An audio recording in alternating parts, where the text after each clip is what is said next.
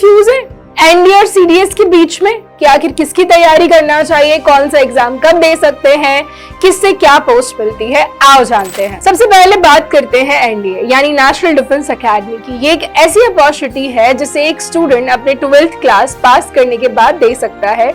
यहाँ age criteria बहुत specific होता है यानी कि 16.5 ईयर्स से लेकर 19.5 ईयर्स तक। एनडीए की बेहतरीन ट्रेनिंग खड़गवासला पुणे में होती है, जहां आर्मी, एयरफोर्स और नेवी तीनों की एक साथ ज्वाइंट ट्रेनिंग चलती है। और हाँ, अगर आपका टारगेट एनडीए 2026 है तो अपनी तैयारी में स्पीड लाने का टाइम आ गया है, क्योंकि यूनिफॉर्म का सपना मेहनत मांगता है।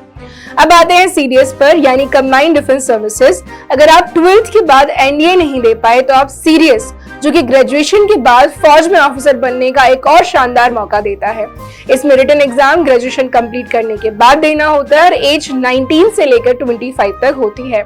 सीडीएस क्लियर करने के बाद सभी की ट्रेनिंग अलग अलग अकेडमीज में होती है, जैसे आर्मी के लिए इंडियन मिलिट्री अकेडमी या ऑफिसर्स ट्रेनिंग अकेडमी, नेवी के लिए इंडियन नेवल अकेडमी और एयरफोर्स के लिए Indian air force academy. Simple words में समझें तो दोनों में सबसे बड़ा डिफरेंस एज और आपकी क्वालिफिकेशन का ही है। एनडीए स्कूल के बाद फौज का जुनून है और सीडीएस कॉलेज के बाद का जज्बा। दोनों ही अकेडमीज का ट्रेनिंग टाइम पीरियड भी अलग होता है। तो अब कंफ्यूजन कैसा, एनडीए या सीडीएस? और अगर आपने अपना सपना देख लिया है और उसे साकार करना चाहते हैं तो आ जाइए force defence academy, because new batches for NDA and CDS are getting started.